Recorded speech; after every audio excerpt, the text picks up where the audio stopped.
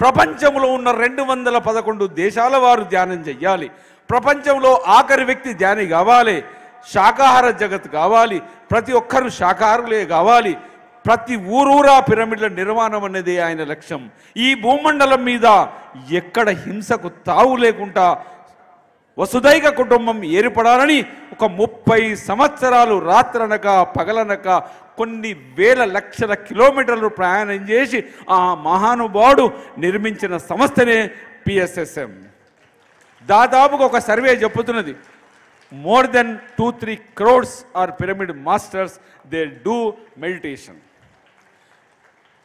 ఏ స్వార్థం లేకుండా ఈ విశ్వమంతా ఈ ప్రపంచమంతా సుఖంగా ఉండాలన్న ఒక లక్ష్యంతోనే వీరందరికీ రావడం, ఈ ధ్యానం చేయడం, ధ్యాన ప్రచారం చేయడం జరుగుతుంది సార్. అయితే ఈ 75 ఎకరాల స్థలంలో ప్రపంచంలో అతిపెద్ద ధ్యాన మందిరం మీరు చూశారు, కంప్లీట్ అయింది. ఆల్మోస్ట్ ఆల్ అద్భుతమైన అన్నపూర్ణేశ్వరి నిర్మాణం జరిగింది. ఇలా ద్వారకా నివాస్ అనే ప్రాజెక్ట్ అకామిడేషన్ ప్రాబ్లం ఉంది, అది కూడా కంప్లీట్ అవుతుంది. 2030కి ఈ PSSM లక్ష్యం ప్రపంచ ఆధ్యాత్మిక ధ్యాన జ్ఞాన రాజధానిగా అభివృద్ధి కావాలి. ఒక 10,000 మంది ఉండడానికి, ధ్యానులు ఉండడానికి, సీనియర్ సిటిజన్స్ ఉండడానికి, దానితో పాటు యూత్ హెడ్ క్వార్టర్గా చేయాలన్నదే లక్ష్యం. ఒక 5,000 మంది స్టూడెంట్స్ వారం రావాలి, ఇక్కడ ఉండాలి, ధ్యానం చెయ్యాలి, ఏం చదవాలి, ఎలా చదవాలి, ఎలా వ్యాపారం చేయాలి అనే ట్రైనింగ్స్ కౌన్సిలింగ్స్ ఇచ్చి యూత్ని సరైన మార్గంలో వారిని డైరెక్షన్ ఇవ్వాలని, తద్వారా ఈ సంస్థ ద్వారా సంవత్సరానికి ఒక 10,000 మందికి ఉద్యోగాలు కల్పన చేసే విధంగా ఈ సంస్థను ప్రణాళికలు తయారు చేస్తున్నాం. ఇలా ప్రతి వ్యక్తికి, పుట్టిన వ్యక్తి నుంచి ఆఖరి వ్యక్తి ఎవరొచ్చినా కైలాసపురిలో ఈ పత్రిజీ శక్తిస్తుల్లో ఉచితం, రావడం ఉచితం, ఉండడం ఉచితం, భోంచేయడం ఉచితం, పోవడం వారిష్టం. అలా రూపకల్పన చేస్తూ 24 గంటలు ధ్యానం చేసుకోవడానికి నో గేట్స్, ఎవరైనా రావచ్చు, ధ్యానం చేసుకోవచ్చు. 24 గంటలు వేడి వేడి రుచికరమైన శుద్ధ శాకాహార భోజనం కూడా పెట్టడానికి ఒక ప్రణాళికలు చేస్తున్నాం.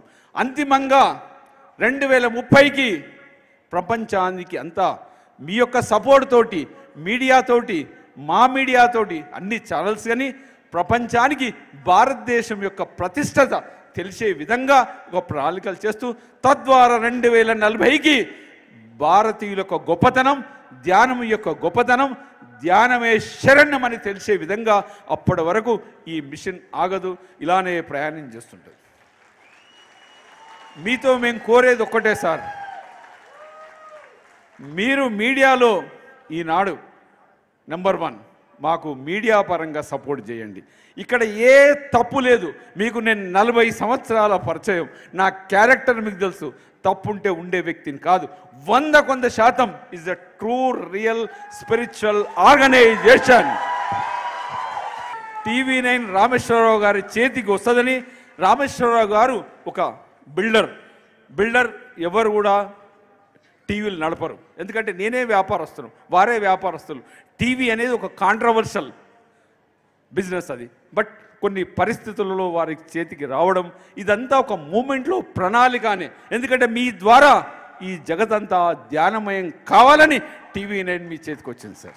వ్యాపార రంగంలో రావడానికి వారు కారణం. నేను ఉద్యోగం చేసేటప్పుడు, సార్ నాకు ఉద్యోగం చేయబుద్ధి లేదు, బిల్డర్ కావాలనుకుంటున్నాను, ఒక 4గురిని అడిగాం, 3 వద్దన్నారు.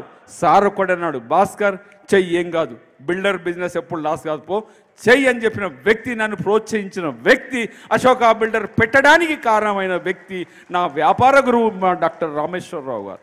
దానితో పాటు మా గురువు గారు శ్రీ తిరండి చిన్నజీయర స్వామి వారికి మేము రెగ్యులర్గా వెళ్తుంటాం. స్వారి ద్వారానే ఈ ఆధ్యాత్మిక ఒంటుపడడం కూడా రామేశ్వరరావు గారి ద్వారానే. 3 సారు నేను మొన్నటి వరకు ఇంటి పక్కన ఉండేవాళ్ళం, ఇప్పుడు ఏదో షిఫ్ట్ అయిపోయాం. సారుతో వారి కుటుంబంతో 45 సంవత్సరాల అనుబంధం. 1980లో సారు ఇసామయ బజార్లో 10/10 మెడికల్ షాప్లో కూర్చునేవారు. నేను రోజు సారు దగ్గరకు పోయి ఇరానీ ఛాయ్ తాగి ఇద్దరం ముచ్చట్లు పెట్టి ఇద్దరం షాప్ బంద్ చేసి వెళ్ళేవాళ్ళం. అది మా చరిత్ర, రామేశ్వరరావు గారితో ఉన్న అనుబంధం. ఈనాడు వారు అపర కోటీశ్వరుడు, హైలీ ఇన్ఫ్లుయెన్షియల్ పర్సన్. ఎన్నున్నా ఇవాళ భారత ప్రధానమంత్రి రామేశ్వరరావు గారంటే ఒక నిమిషంలో వారిని ఈ విల్ కనెక్ట్.